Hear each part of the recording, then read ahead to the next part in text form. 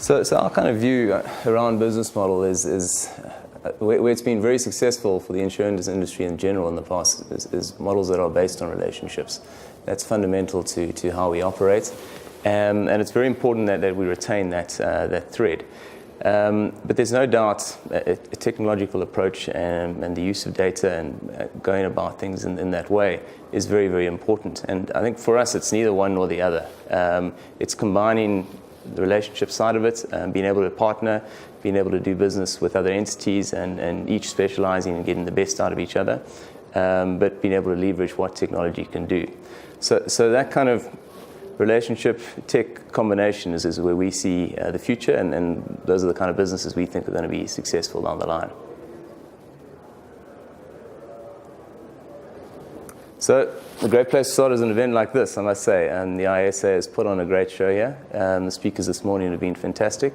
Socializing is always fun, but I think it's about being open to new things. I think so often you feel like you've got your network and that's what you stick with, but there's so many interesting people doing different things, whether it be in South Africa or across the world. So you've got to actively expose yourself to those kind of things. So we've built our business, particularly in the partnership side, which I look after, on a very specific construct of partnering with UMAs over the last 10 years or so, and that's worked very well for us. But I think the businesses of the future in the next 5 years that are going to be doing interesting things will probably be under a slightly different construct, and they'll probably be startup in nature. They're obviously going to be very technology oriented. They're going to challenge the expense base. As we heard this morning, the traditional 30% just isn't going to cut it anymore.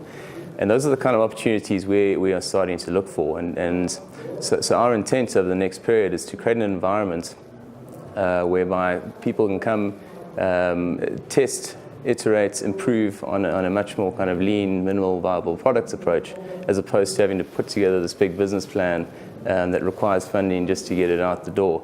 And we're hoping through that process we'll start attracting the right kind of people to a license that's open for business, entrepreneurial, and innovative. We've got a few key focus areas. I mean, I think like most insurers, our core infrastructure is very important, that we have as best possible a common way of doing things. Otherwise you end up with inefficiency, you end up fighting fires instead of being able to solve problems in a common fashion. Having said that, we don't want to have one way of doing things, because then that kills off our reason for being, which is around partnering with specialists who do something very different and do it very well. So it's been able to combine those two seemingly contradictory elements.